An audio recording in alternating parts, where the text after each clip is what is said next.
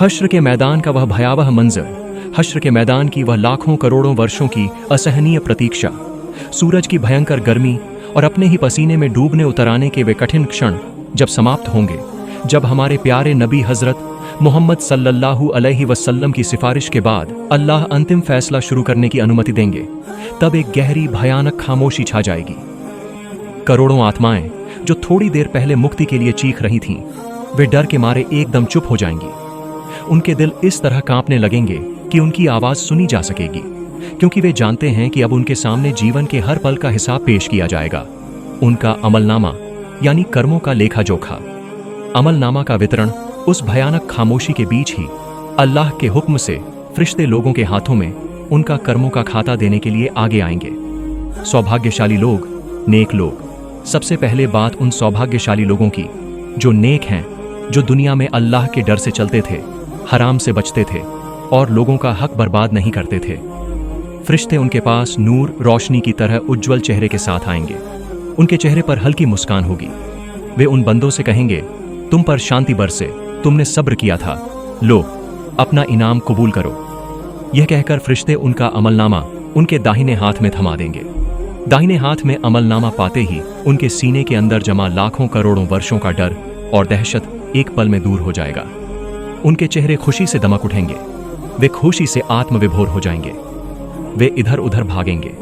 वे अपना अमलनामा ऊंचा करके पकड़ देंगे और चीखकर बाकियों को बुलाकर कहेंगे, आओ मेरा अमलनामा पढ़ कर देखो। मैं तो दुनिया में ही जानता था कि मुझे एक दिन इस हिसाब का सामना करना होगा। वे खुशी से दौड़ाकर अपने परिवार वालों को ढूंढने लगेंगे ताकि उन्हें अपनी इस सफलता की खबर दे सकें। दुर्भाग्यशाली लोग, पापी लोग। लेकिन दूसरी तरफ वे दुर्भाग्यशाली लोग होंगे जो बदकार या पापी हैं, जो दुनिया में अल्लाह के हुक्म की अनाज्ञा करके चलते थे, अहंकार करते थे, जुल्म करते थे। फरिश्ते उनके पास भयंकर रूप धारण करके आएंगे। उनके चेहरे काले होंगे, आंखों से मानो आग निकल रही होगी। वे बिना कुछ कहे जबरदस्त गुस्से के साथ उन पापी बंदों का अमलनामा उनकी बाईं हाथ में पीठ के पीछे से फेंक देंगे। लेकिन वे पापी उस अमलनामा को लेना नहीं चाहेंगे। तब फरिश्ते एक धमकी देकर कहेंगे, ले बेटा अमलनामा ले। इस तरह धमकी देकर बाईं हाथ में अमलनामा थमा दिया जाएगा। बाईं हाथ में अमलनामा मिलते ही वे समझ जाएंगे कि उनका सब खत्म हो गया। डर के मारे वे थर थर कांपने लगेंगे और निराशा में सिकुड़दाच जाएंगे। उनके चेहरे डर से एकदम काले हो जाएंगे। वे अफसोस करके सीना पीट कर चीखेंगे, हाय अगर मुझे मेरा अमलनामा न दिया जाता, मैं अगर अपने हिसाब के बारे में न जानता, काश मौत ही मेरा अंत होती। मेरी सारी शक्ति आज खत्म हो गई है, मेरा सारा धन आज किसी काम नहीं आया।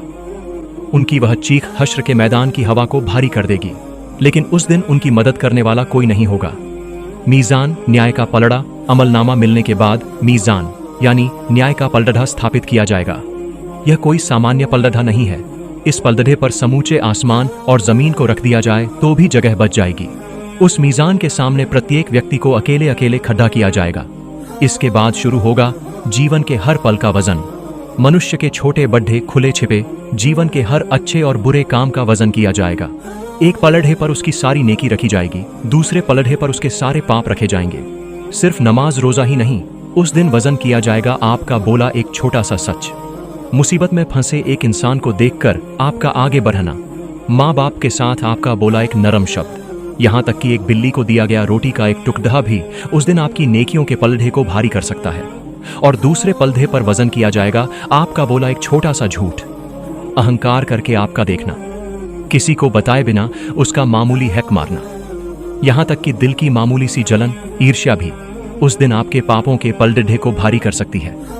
वह पल अत्यंत भयानक होगा। करोड़ों लोगों के सामने आपके जीवन के हर गुप्त काम का वजन किया जा रहा होगा। एक बार सोचिए, आप सोचते हैं कि चोरी कर रहे हैं, किसी का हक मार रहे हैं, कोई नहीं देख रहा है। रोजा की हालत में चुपके से पानी पी रहे हैं, आप सोचते हैं कि कोई नहीं देख रहा है।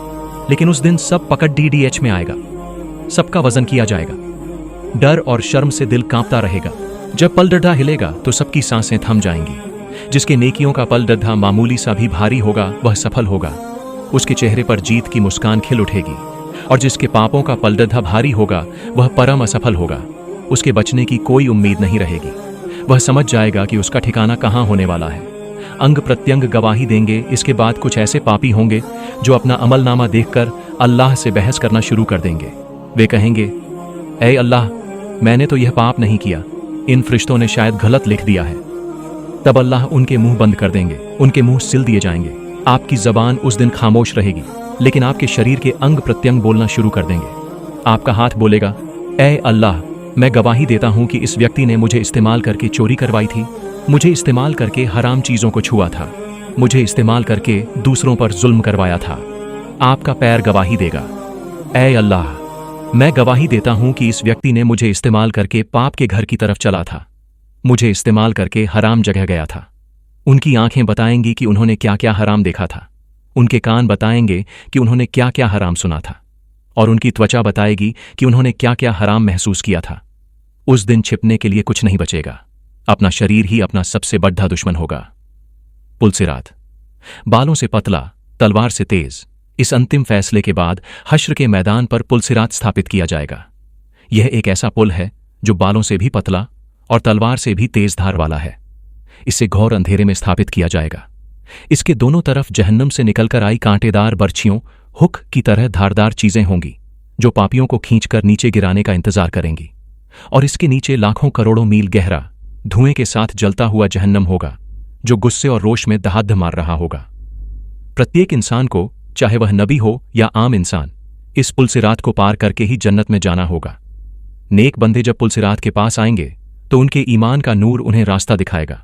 जिसका ईमान जितना मजबूत होगा उसका नूर उतना ही उज्ज्वल होगा। वे अपने कर्मों के अनुसार बिजली की गति से, हवा की गति से, तेज घुड्डे की गति से या दौड़ने की गति से इस पुल को पार कर जाएंगे।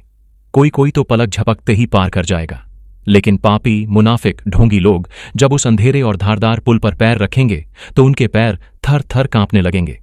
वे एक कदम आगे बढ़ाएंगे तो 10 कदम पीछे हट जाएंगे। जहन्नम से निकलकर आए बर्छियों जैसे नुकीले हुक उनके शरीर पर खरोंच मारते रहेंगे, उनका मांस नोच डालेंगे। अंततः वे उस धारदार पुल पर संतुलन न रख पाने के कारण एक भयानक चीख मारकर नीचे धधकती जहन्नम की आग में गिर जाएंगे। इस जहन्नम की दहाड़ इतनी भयंकर होगी कि अगर यह दहाड़ दुनिया में सुनी जाती तो इस दुनिया को हजरत इस्राफील अलैहिस्सलाम को फूंक मारने की जरूरत नहीं पड़ती। उसी दहाड़ से पृथ्वी नष्ट हो जाती। मौत को ज़बह करना जब हश्र के मैदान का अंतिम फैसला खत्म हो जाएगा, जब पुलसिरात का भयानक इम्तिहान भी खत्म हो जाएगा, और जब जन्नती अपने सदा के सुकून भरे ठिकाने जन्नत में और जहन्नमी अपने कष्टों भरे ठिकाने जहन्नम में दाखिल हो जाएंगे, तब दोनों दलों के लोग सोचेंगे कि शायद यही अंत है। जन्नती अपने अथाह सुख और इनाम देखकर अल्लाह का शुक्रिया अदा करते रहेंगे, लेकिन उनके दिल के किसी कोने में शायद एक छोटा सा डर रहेगा कि क्या यह सुख कभी खत्म हो जाएगा। और जहन्नमी वे अपनी भयानक सजा पाते पाते दिल की गहराई में एक छोटी सी उम्मीद ली रहेंगे कि शायद एक दिन इस कष्ट का अंत होगा, शायद एक दिन मौत आकर हमें इस यातना से बचा देगी। ठीक उसी पल जब जन्नत और जहन्नम के सब लोग अपनी अपनी जगह पर स्थिर हो जाएंगे, तब अल्लाह की तरफ से एक फरिश्ता ऊंची आवाज में आवाज देगा। उस फरिश्ते की आवाज जन्नत के हर कोने और जहन्नम के हर कोने तक पहुंच जाएगी। वह सबसे पहले पुकारेंगे, ऐ जन्नत के लोगों। यह आवाज सुनकर जन्नत के सब लोग डर और दहशत में अपनी गर्दन उठाकर देखेंगे। वे सोचेंगे, हाय, हमें फिर से इस शांति की जगह से बाहर जाने के लिए कहा जाएगा। इसके बाद वह फरिश्ता फिर पुकारेंगे, ऐ जहन्नम के लोगों। यह आवाज सुनकर जहन्नम के लोग भी अपना सिर उठाकर देखेंगे। सजा के बीच उनके दिल में छोटी सी आशा की किरण जल उठेगी। वे सोचेंगे, हाय, क्या हमें इस सजा से मुक्ति दी जाएगी? जब दोनों दलों के सभी लोग बेसब्री और डर के साथ इंतजार कर रहे होंगे, तब उनके सामने एक अचंभित करने वाली चीज को लाया जाएगा। मौत को उस दिन एक सफेद काले रंग के सुंदर भेद मेमने की तरह लाया जाएगा और उसे जन्नत और जहन्नम के ठीक बीच में खड़िड्डाहा किया जाएगा। इसके बाद वह फरिश्ता फिर पूछेंगे, ऐ जन्नत के लोगों, क्या तुम इसे पहचानते हो? जन्नत के सब लोग एक साथ उत्तर देंगे, हाँ, हम इसे पहचानते हैं, यही तो मौत है। फिर वह पूछेंगे, ऐ जहन्नम के लोगों, क्या तुम इसे पहचानते हो? जहन्नम के लोग भी एक साथ उत्तर देंगे, हाँ, हम भी इसे पहचानते हैं, यही तो मौत है। जब जन्नत और जहन्नम के सभी लोग उस मौत नाम के भेद्दा को पहचान लेंगे, तब अल्लाह के हुक्म से उस मौत नाम के भेद्दा को ज़बह कर दिया जाएगा। मौत को ज़बह करने के बाद वह फरिश्ता एक अंतिम और ऐतिहासिक घोषणा करेंगे, जिसे सुनने के बाद कोई संदेह नहीं रहेगा। वह सबसे पहले जन्नत वालों की तरफ मुद्द कर कहेंगे, ऐ जन्नत के लोगों, आज से तुम्हारे लिए सिर्फ अनंत जीवन और अनंत सुख, अब कोई मौत नहीं आएगी, तुम यहां हमेशा रहोगे। वह घोषणा सुनकर जन्नतियों की खुशी और आनंद की कोई सीमा नहीं रहेगी। उनके दिल के अंदर का छोटा सा डर भी दूर हो जाएगा। वे समझ जाएंगे कि उनका यह सुख और शांति सचमुच हमेशा के लिए है, जो अब कभी खत्म नहीं होगा। उनका आनंद 1000 गुना बढ़ जाएगा। इसके बाद वह फरिश्ता जहन्नम वालों की तरफ मुद्द कर कहेंगे, ऐ जहन्नम के लोगों, आज से तुम्हारे लिए सिर्फ अनंत जीवन और अनंत सजा, अब कोई मौत नहीं आएगी, तुम यहां हमेशा रहोगे। ये घोषणा सुनकर जहन्नमियों की निराशा और कष्ट की कोई सीमा नहीं रहेगी। उनके दिल के अंदर बची मुक्ति की आखिरी छोटी सी आशा भी हमेशा के लिए बुझ जाएगी। वे समझ जाएंगे कि उनकी इस भयानक यातना से बचाने के लिए मौत अब कभी नहीं आएगी। उनका कष्ट और अफसोस 1000 गुना बढ़ जाएगा और यही उनके लिए सबसे बड़ी मानसिक सजा होगी। और इस तरह मौत को ज़ब्ह करने के माध्यम से अल्लाह जन्नत और जहन्नम के अनंत जीवन की शुरुआत कर देंगे। उस दिन से एक ऐसा जीवन शुरू होगा जिसका कोई अंत नहीं। अगर आपको यह इस्लामिक वीडियो पसंद आया हो तो लाइक, कमेंट और सब्सक्राइब करना न भूलें। अपने दोस्तों और रिश्तेदारों को शेयर करें और कुरान और हदीस की बातों को सब तक पहुंचाएं।